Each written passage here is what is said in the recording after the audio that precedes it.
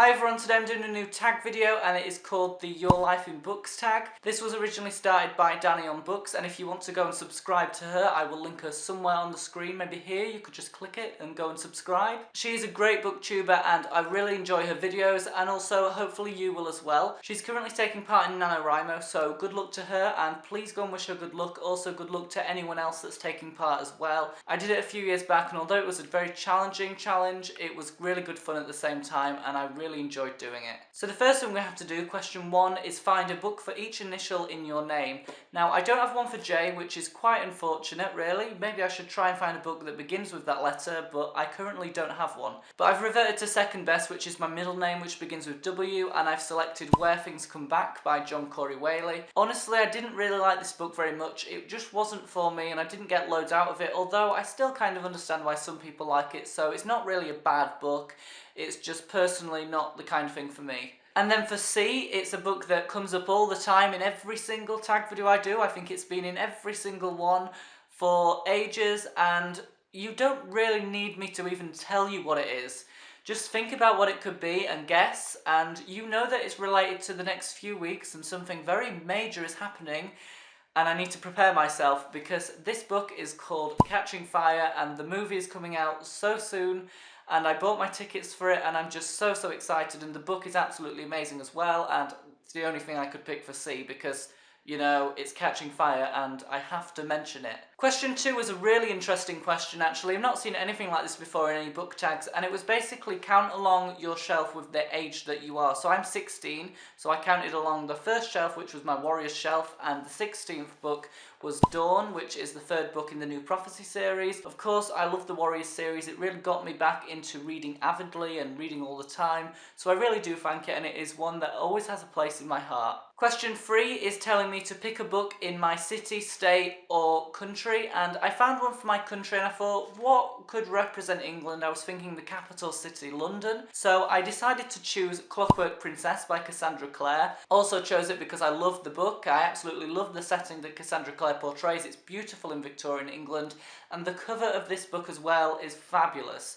So what a fabulous choice for a representation of England. Question number 4 is picking a book that represents a destination that you'd like to visit, and for this it's going to be The Shadow of the Wind by Carlos Ruiz Zafón. Although a lot of books I read I really want to visit where they've been set, this book is so amazing. It really is so good. I really love how the writer is so vivid in terms of his description of Barcelona, and it's portrayed in a beautiful way. It just sounds so nice and I really want to visit. The bookstores in this book as well make it sound like an even better place, and when there's good bookstores, booktubers cannot resist going to such places. Question 5 is picking a book that represents your favourite colour, and my favourite colour is blue. I have a lot of blue things and I really do like the colour, but I don't actually know why, although I do. So I was thinking, what other book could I really pick that really represents me well? A book that I absolutely love, and it is The Fault in Our Stars by John Green. Of course, this is a very well-known book throughout booktubia and throughout really everyday life as well. So many people now are reading this book and I can totally see why.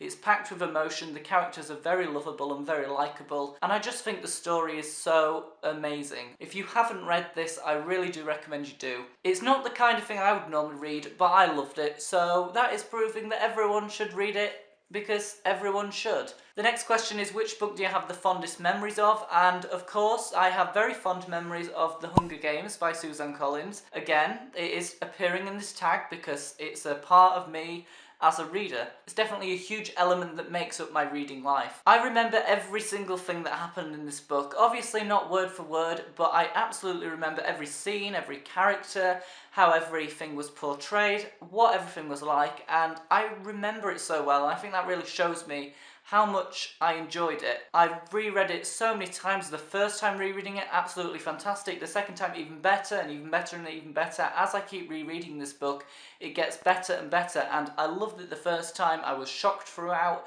so surprised, and I just adore it. I think we've all read The Hunger Games, so I don't need to persuade you to read that because you will have read it, I'm assuming. The pile of books at the side, I'm not sure if you can see them, although they are piling up. There's a lot of books in this video, which is always a good thing, you know, books.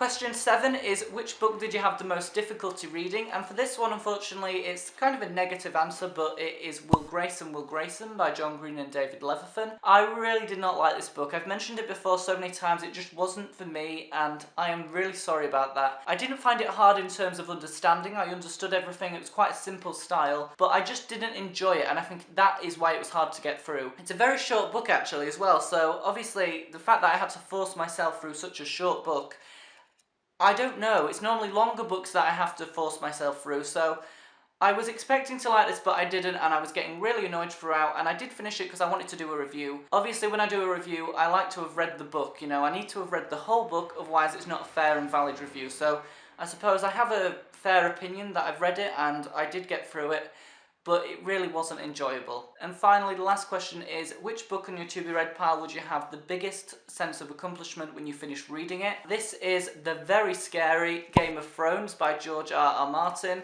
Look at the length of that book, look at everything about it, it terrifies me. I don't know what it is, it's just really terrifying. I think I'm gonna like it, but then I think I'm not gonna as I start reading it, and I feel like I'm not sure. It's very intimidating. When I'm reading a book, especially when it's very long like this, I want a lot of free time, and I want time just to really immerse myself in it, and at the moment, obviously, I don't have that time. It's putting me off, really, and I don't consider reading it for quite a while until I'm really de-stressed and totally free of anything else. So, I am scared of this book, although at the same time, I'm looking forward to it, so it's kind of a weird thing, but I will feel very proud once I finish this book, and I know a lot of booktubers feel the same way about this. They always liked it when they read it, so hopefully I will as well. So everyone, that was it for this video. I hope you all enjoyed. I found it really fun to do. I love doing book tags. I definitely want to do a few more, so if there's anyone that you want me to do, please let me know about them. But until next time, thank you so much for watching everyone, and see you all again later.